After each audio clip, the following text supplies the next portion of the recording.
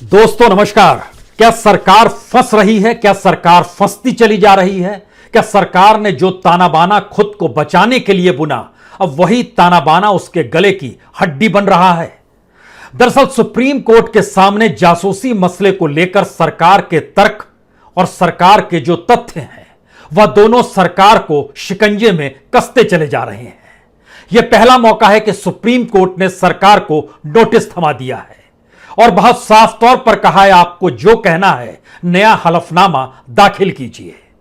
लेकिन सरकार जिस तर्ज पर अपनी बातों का जिक्र कर रही है वो सब कुछ एक तरफ संसद में दिए गए बयानों से उलट है और दूसरी तरफ सुप्रीम कोर्ट में जो कहा जा रहा है वह मेल संसद में कहे गए लिखित जवाब से मेल नहीं खाता है। तो क्या वाकई सरकार की मुश्किल बढ़ने वाली है? क्या वाकई अब 10 दिनों के बाद जब जासूसी मसले को लेकर सुनवाई होगी तो सरकार के सामने कोई रास्ता नहीं बचेगा? ये सारे फिलहाल सवाल हैं, लेकिन इन सवालों के अक्स तले आज जरा समझने की कोशिश कीजिए कि पहली बार सरकार अपने ही शिकंजे में फंस चुकी है। फंस इसलिए गई है क्योंकि पार्लियामेंट के भीतर 9 अगस्त को सरकार की तरफ से डिफेंस मिनिस्ट्री, रक्षा मंत्रालय ने कहा, हमने कोई भी किसी भी तरीके का कोई खरीद फरोख्त एनएसओ जो कि इजराइल की कंपनी है जिसने पेगासस बनाया है, उस स्पाईवेयर जिसके जरिए जासूसी की जाती है, वह हमने नहीं खरीदा है। यह तारीख थी 9 अगस्त, डिफेंस मिनिस्ट्री कह रही है। और इस डिफेंस मिनिस्ट्री ने जब हाथ पांव खड़े कर दिए तो उसके एक हफ्ते के बाद आज सुप्रीम कोर्ट में सरकार ने कहा कि हम आपसे इसलिए कुछ जिक्र नहीं कर सकते हैं पब्लिकली क्योंकि यह कहीं ना कहीं देश की राष्ट्रीय सुरक्षा से जुड़ा है और इसमें कहीं ना कहीं सेना इन्वॉल्व है। तो क्या यह माना जाए, जिन बातों का जिक्र पार्लियामेंट में किया गया और जिन बातों का जिक्र सुप्रीम कोर्ट में किया जा रहा है वह दोनों दो रास्ते निकल जाते हैं? हमें लगता है आज एक सिलसिले को समझ लीजिए। सुप्रीम कोर्ट पहली बार परत दर परत को जब उठा रहा है तो सरकार का झूठ क्या निखर कर सामने आ रहा है। और सरकार के सामने मुश्किल यह है कि अभी तक इस देश के भीतर में जितने भी मुद्दे होते थे अक्सर वह देशभक्ति या नेशनलिज्म से जोड़ देता था। जासूसी प्रकरण चाहे अनचाहे वह नेशनल सिक्योरिटी, राष्ट्रीय सुरक्षा से जोड़ने की कोशिश कर रहा है। सॉलिसिटर जनरल सरकार की तरफ से सुप्रीम कोर्ट में वही सामने आते हैं और सरकार जिन बातों का जिक्र करती है उन सरकार के बचाव में उन्हीं बातों का वह जिक्र करते हैं। और अदालत के भीतर जो कहा गया, हमें लगता है सिलसिला शुरू कीजिए। जब पहली बार यह मामला उठा तो पार्लियामेंट के भीतर मंत्रियों ने यही कहा, कोई साजिश है। जो सेशन शुरू हो रहा है और उससे एक दिन पहले जासूसी प्रकरण आ गया, यानी यह सरकार के खिलाफ साजिश है। सरकार ने एक बार भी नहीं कहा अगर ऐसा हुआ है तो हमें जांच करनी चाहिए। सरकार की तरफ से और पार्टी की तरफ से जो मंत्री और नेता निकल कर आए उन्होंने कहा सबूत क्या है। लेकिन इससे इतर अगर फ्रांस में देखिएगा, मोरक्को में देखिएगा, इजराइल में देखिएगा तो किसी ने यह नहीं पूछा कि सबूत क्या है। हर किसी ने कहा कि दरअसल इसकी जांच होगी। इजराइल ने भी जांच शुरू की, मोरक्को ने भी जांच शुरू की, फ्रांस में भी जांच शुरू हुई। लेकिन आज सुप्रीम कोर्ट के भीतर जब राष्ट्रीय सुरक्षा के मसले से जोड़ते हुए बहुत साफ तौर पर सरकार की तरफ यह कहा गया कि हम कोई भी अलग से हलफनामा यानी एडिशनल एफिडेविट नहीं देंगे पेगासस के मामले में क्योंकि यह नेशनल सिक्योरिटी से जुड़ा हुआ मसला है और उससे इन्वॉल्व है, तो ऐसे में हम चाहेंगे कि किसी एक्सपर्ट कमेटी के सामने ही इन सारी चीजों को रखें। एक्सपर्ट कमेटी का जिक्र सरकार की तरफ से कल कहा गया था हम एक विशेषज्ञों की कमेटी बनाते हैं और जो आरोप लग रहे हैं उन आरोपों की जांच करते हैं। सुप्रीम कोर्ट ने उस मामले को जांचते हुए परखते हुए कहा कि हम इस पे कल सुनवाई करेंगे, यानी आज सुनवाई जब शुरू हुई तो सारी बातों से इतर कहा गया कि दरअसल यह नेशनल सिक्योरिटी से जुड़ा हुआ मसला है, यानी एक दिन में चीजें इधर से उधर हो गई। अब जरा सिलसिले पर आइए। 9 अगस्त को रक्षा मंत्रालय कहता है एनएसओ के साथ हमारा कोई समझौता, कुछ भी लेन देन नहीं हुआ है और उन्होंने बकायदा डाटा रख दिया कि हमने कोई ट्रांजैक्शन जब नहीं किया है तो 18-19 से लेकर 20-21 तक कितने ट्रांजैक्शन फॉरेन डिफेंस इक्विपमेंट्स को लेकर हुए हैं, यह पूरा खाका पार्लियामेंट में रख दिया गया। उसमें एनएसओ का जिक्र कतई नहीं था। सुप्रीम कोर्ट में यही बात निकल कर आई और पूछा गया, क्या आपने कोई भी स्पाईवेयर जो जासूसी की जाती है उसको आपने लिया है या नहीं लिया है? सरकार कुछ नहीं कह पाई। सरकार ने कहा यह एक राष्ट्रीय सुरक्षा से जुड़ा मसला है और इस राष्ट्रीय सुरक्षा से जुड़े मसले को लेकर इसकी संवेदनशीलता को सुप्रीम कोर्ट को भी समझना चाहिए। सुप्रीम कोर्ट ने अपने तौर पर सवाल किया कि दरअसल ऐसे में तो कुछ होगा नहीं, क्योंकि जिन लोगों की अर्जियां हमारे पास आई हैं, कभी भी नेशनल सिक्योरिटी के मातहत उनके फोन टैप कैसे किए जा सकते हैं। तो उन्होंने कहा कि हम तो एक्सपर्ट कमेटी को बताएंगे और एक्सपर्ट कमेटी में कुछ न्यूट्रल लोगों को आप रख सकते हैं। तो सुप्रीम कोर्ट ने कहा उनको यह पावर कौन दे देगा कि आप उसमें इस देश की राष्ट्रीय सुरक्षा के खरीद फरोख्त और लेन देन की चर्चा करें? तो बोले आप दे सकते हैं, उन्होंने सुप्रीम कोर्ट से कहा। तो सुप्रीम कोर्ट ने अपने तौर पर आगाह किया, जी नहीं, हम स्पेशल इन्वेस्टिगेशन टीम जिसकी मांग की गई है या फिर जुडिशियल प्रोव यानी न्यायिक जांच की जो बात हो रही है, हम उस दिशा में बढ़ सकते हैं और हम आपको नोटिस दे रहे हैं कि आप अगले 10 दिनों के भीतर जवाब दे दीजिए। 1 हफ्ते का वक्त आपके पास है, हम 10 दिन के बाद सुनवाई करेंगे। फिर सवाल आया कि आखिर किस तरीके से सरकार अपने जाल में फंसती चली जा रही है, क्योंकि जासूसी के दायरे में सुप्रीम कोर्ट भी आया है, जासूसी के दायरे में इलेक्शन कमीशन भी आया है, जासूसी के दायरे में सीबीआई भी आई है, इंटेलिजेंस ब्यूरो भी आया है और इसके दायरे में रॉ भी आया है। सवाल यह है कि पार्लियामेंट के भीतर रक्षा मंत्रालय ने कहा हमने एनएसओ के साथ कोई समझौता नहीं किया। 3 दिन बाद 12 अगस्त को आईटी मिनिस्ट्री ने कहा हमने भी कोई समझौता नहीं किया है। तब 16 तारीख को यानी कल जब सुप्रीम कोर्ट में समिति बनाने का जिक्र किया गया सरकार की तरफ से सॉलिसिटर जनरल, और आज राष्ट्रीय सुरक्षा से जब मामले को जोड़ा गया, तब सुप्रीम कोर्ट को कुछ बातें समझ में आई कि इस देश के भीतर में दरअसल 1-2 एजेंसी नहीं है और अगर पार्लियामेंट के भीतर डिफेंस मिनिस्ट्री कह चुकी है कि हमने कुछ भी नहीं किया है, तो इसका मतलब है वो इक्विपमेंट खुद जब एनएसओ और इजराइल गवर्नमेंट भी मानती है कि यह सिर्फ सरकार के साथ ही समझौते के तहत यह स्पाईवेयर दिया जाता है, तो एक ही सवाल पूछा जाना चाहिए जिसका जिक्र अर्जी देने वाले वकील की तरफ से भी इस बात का जिक्र हुआ कि आपने ये लिया है या नहीं लिया, ये तो बता दीजिए। इस पर भी कुछ नहीं कहा गया। सवाल है कि फाइनेंस मिनिस्ट्री ने अभी तक इनकार नहीं किया है, सवाल है कि होम मिनिस्ट्री ने अभी तक इनकार नहीं किया है, सवाल है कि पीएमओ ने अभी तक इनकार नहीं किया। इनकार सही मायने में सिर्फ डिफेंस मिनिस्ट्री की तरफ से हुआ है और डिफेंस मिनिस्ट्री को लेकर जो जांच जो करते हैं वह इस देश में डायरेक्टरेट ऑफ सिग्नल इंटेलिजेंस है, यानी एक है। इसके अलावे 9 और ऐसे मंच हैं जिनको पावर है, वह किसी के फोन को टैप कर सकते हैं। उसमें फाइनेंस मिनिस्ट्री से जुड़ा हुआ ईडी है, डीआरआई है, सीबीडीटी है, होम मिनिस्ट्री से जुड़ा हुआ आईबी है, सीबीआई है, एनआईए है, एनसीबी है और दिल्ली पुलिस के कमिश्नर भी हैं और प्रधानमंत्री से जुड़ा हुआ रॉ है। किसी ने मना नहीं किया। सवाल लेकिन यह अब जब नोटिस दे दिया गया है तो क्या सरकार अभी भी अपनी बात पर अडिग रहेगी कि हम नहीं बताएंगे? क्योंकि इसके दायरे में सिर्फ पत्रकार और मानवाधिकार कार्यकर्ता भर नहीं आए हैं, एक्टिविस्ट नहीं आए हैं, सोशल एक्टिविस्ट नहीं, इसके भीतर में इस देश के इंस्टीट्यूशंस आए हैं जो कि कॉन्स्टिट्यूशनल इंस्टीट्यूशंस है और खुद सुप्रीम कोर्ट भी इस जासूसी के दायरे में आ चुका है। सवाल है क्या पहली बार सुप्रीम कोर्ट हिम्मत दिखा रहा है? जवाब है हां, क्योंकि पहली बार इस सरकार को नोटिस दिया गया है सुप्रीम कोर्ट की तरफ से। दूसरा सवाल है क्या यह नोटिस का जवाब सरकार देगी? जवाब होगा नहीं। तब सवाल तीसरा आएगा, सुप्रीम कोर्ट इसके बाद क्या वाकई एसआईटी या जुडिशियल प्रूफ की तरफ बढ़ सकती है? जवाब आएगा कि मुश्किल है। उसका अगला जवाब होगा जो सरकार जिक्र कर रही है कि हम एक स्पेशल कमेटी बनाना चाहते हैं क्योंकि यह नेशनल सिक्योरिटी से जुड़ा हुआ मसला है और उसके सामने हम सारी बातों को रख देंगे। तब सवाल है कि परत दर परत सरकार सोमवार को जो कहती है एक दिन पहले और आज जो कहती है उसमें अंतर क्यों आ जाता है? सवाल है सरकार जो पार्लियामेंट के भीतर कहती है और जो सुप्रीम कोर्ट में कहती है उसमें कंट्रडिक्शंस क्यों आ जाते हैं?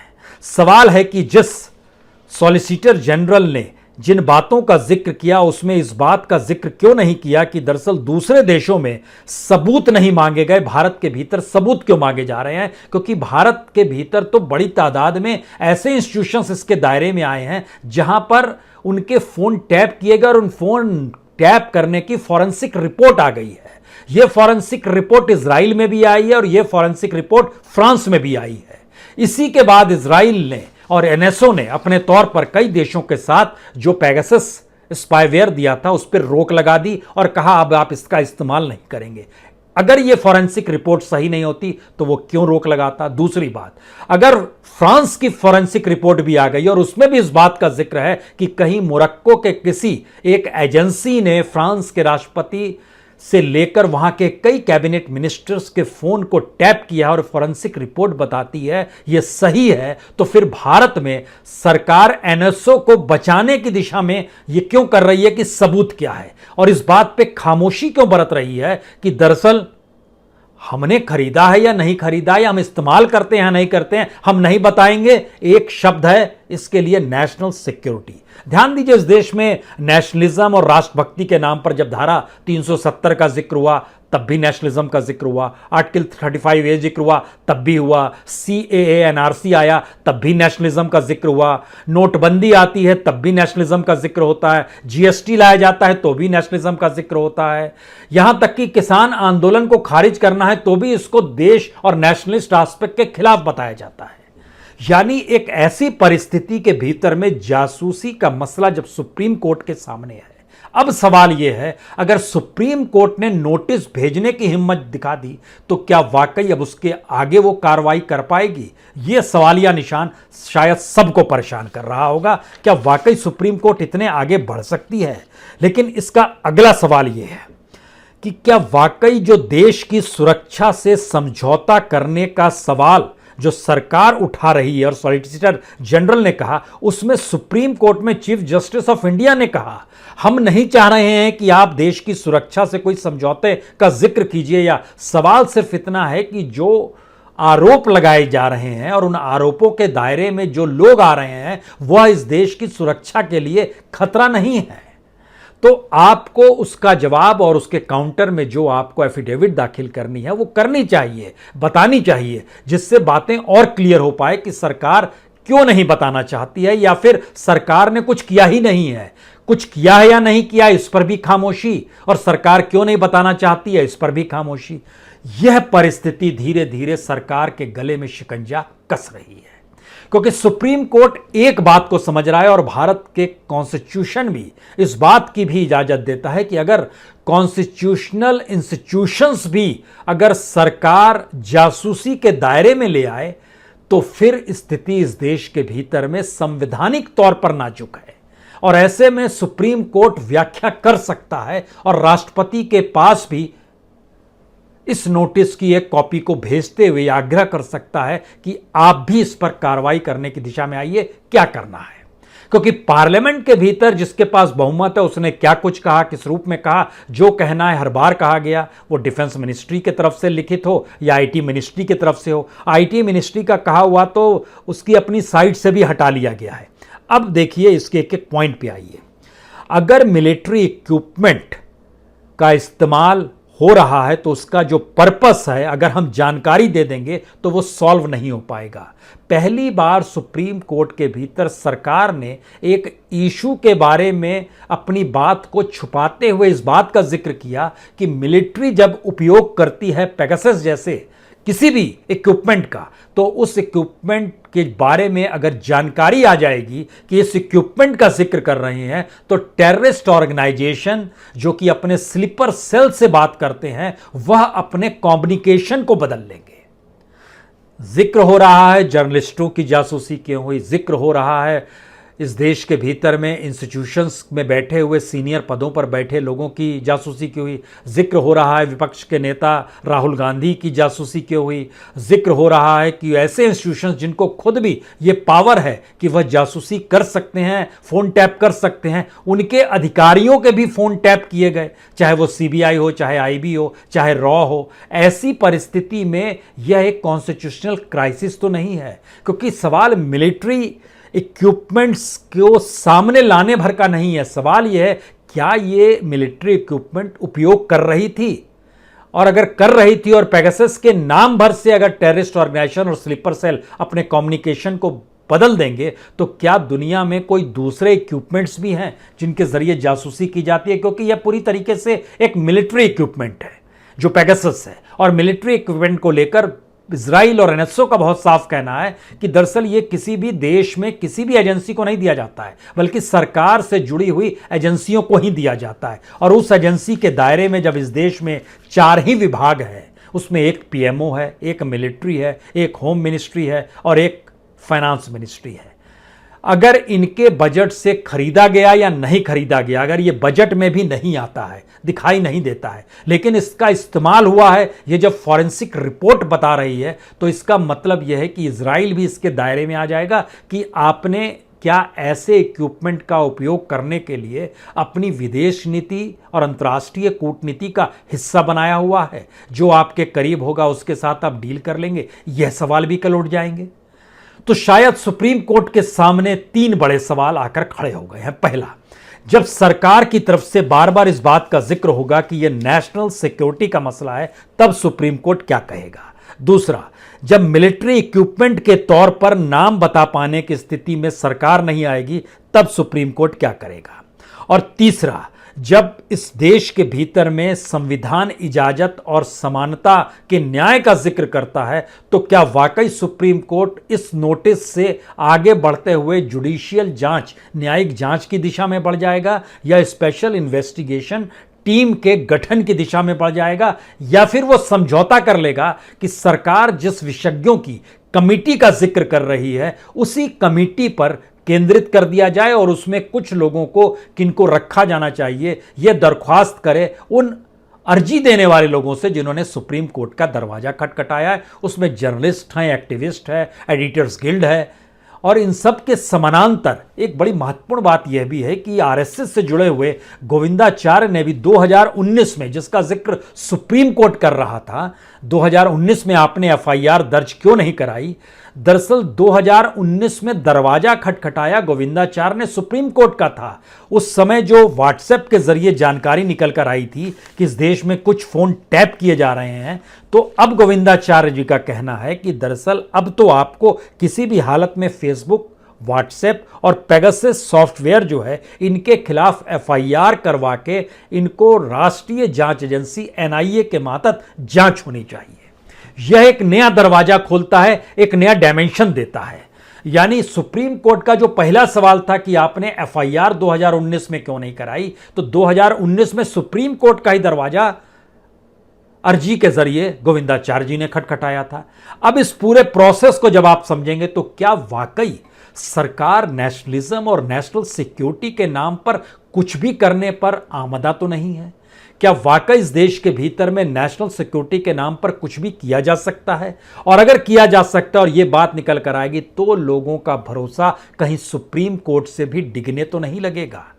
क्योंकि इस देश के भीतर में सरकार ने अगर राष्ट्रीय सुरक्षा को आधार बनाया, नेशनलिज्म और देशभक्ति को आधार बना के कोई भी निर्णय ले लिया, और उसके बाद यही बात तो राफेल के तहत आई थी, कहा गया था कि यह नेशनल सिक्योरिटी से जुड़ा मसला है, संवेदनशील मसला है, कीमत को लेकर कोई चर्चा नहीं की जाए, इससे बड़ा फायदा होगा सेना को, इस दिशा में देखा जाए। उस समय जो चीफ जस्टिस थे वो आज की तारीख में पार्लियामेंट में पहुंच चुके हैं। मौजूदा वक्त के चीफ जस्टिस खड़े हुए हैं, डिग नहीं पा रहे हैं, और वो अपने तरीके से जांच की दिशा में बहुत धीरे धीरे सही लेकिन चीजों को सिस्टमेटिकली बढ़ा रहे हैं, और यही सरकार के लिए सबसे मुश्किल सबब तो नहीं है।